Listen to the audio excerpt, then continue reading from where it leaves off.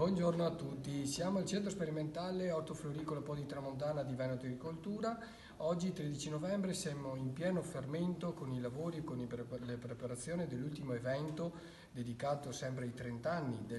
di attività del Centro Sperimentale, e l'ultimo evento sarà dedicato per l'appunto alla poinsettia, il settore, il fiore principe diciamo per quanto riguarda la produzione nel Veneto e per quanto riguarda la sperimentazione varietale e di tecnica di coltivazione che viene eseguita ormai da diversi anni al centro sperimentale. E quest'anno la giornata tecnica dimostrativa sarà un po' diversa dagli scorsi anni, sarà una giornata proprio specifica a 360 gradi. Si aprirà verso le 9:30 con un incontro tecnico dedicato alla tecnica di coltivazione, quindi dedicata alla difesa, dedicata alla nutrizione, dedicata alla scelta varietale a questo fiore stupendo, a stella di Natale, che ricorda appunto le festività natalizie, per poi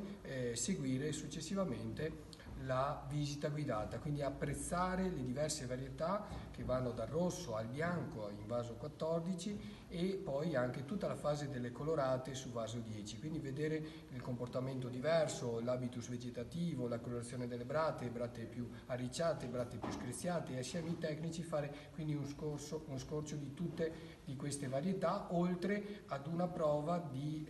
coltivazione a temperature leggermente più basse all'ottimale per valutare anche una riduzione della spesa. Veniamo un attimo all'incontro tecnico. Aprirà i lavori con i saluti di rito il direttore di Veneto Agricoltura, l'ingegnere Alberto Negro. Poi prenderà la parola per l'introduzione e la moderazione Francesco Tozzi, il direttore di Flortecnica e Vivaismo, e poi ci sarà il cuore pulsante dell'incontro tecnico, la parte più importante, con il dottor Gianni Bellan della ditta ICL per la nutrizione, il dottor Filippo Lazzarin per la difesa e per finire la collega, la dottoressa Giovanna Pavarin per la scelta varietale, e illustrare poi